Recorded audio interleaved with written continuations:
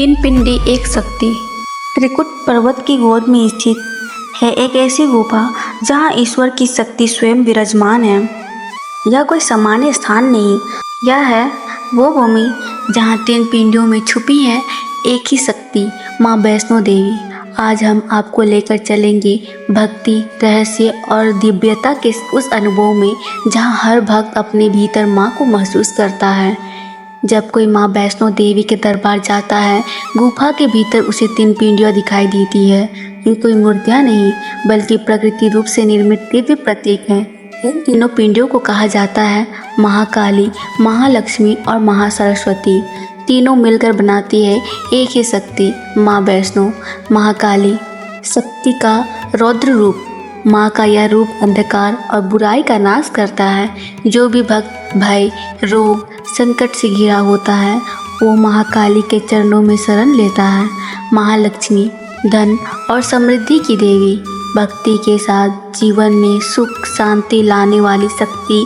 जो माँ से प्रार्थना करता है वो आंतरिक और बाहरी दोनों समृद्धियों को पाता है।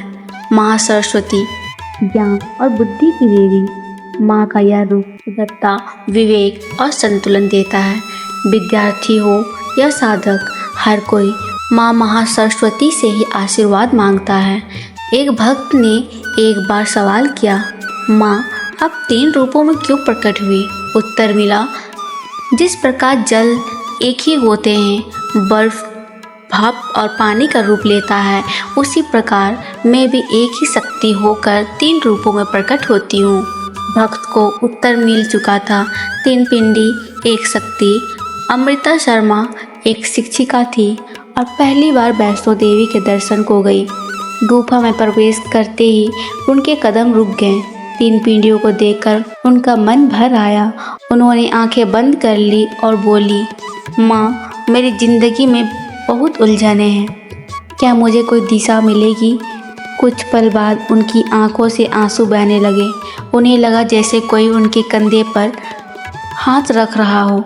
वापसी के बाद न सिर्फ उनके जीवन की उलझनें सुलझी, बल्कि उन्होंने अपने क्षेत्र में देवी ज्ञान केंद्र की स्थापना की, जहां गरीब बच्चों को निःशुल्क शिक्षा मिलती है।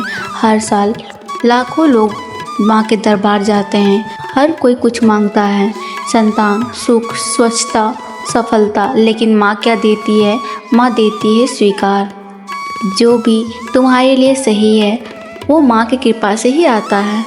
और तीन पिंडियाँ तीन रास्ते दिखाती है, संघर्ष की शक्ति, संकल्प से समृद्धि और साधना से शांति। गुफा में आज भी दीवारों पर टपकता जल, माँ के चरणों से गूंजती घंटियाँ और भक्तों की सांसों में बसता विश्वास, ये सब इस बात की गवाही देते हैं कि माँ यहाँ है, सजीव है और कृपालु है।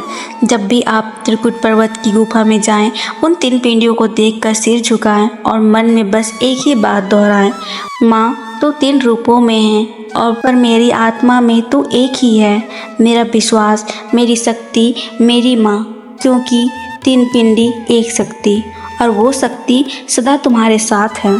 अगर आपको हमारी यह कहानी पसंद आई तो कृपा करके इस वीडियो को लाइक करें, शेयर करें और पुनीत स्टूडियो को सब्सक्राइब करें।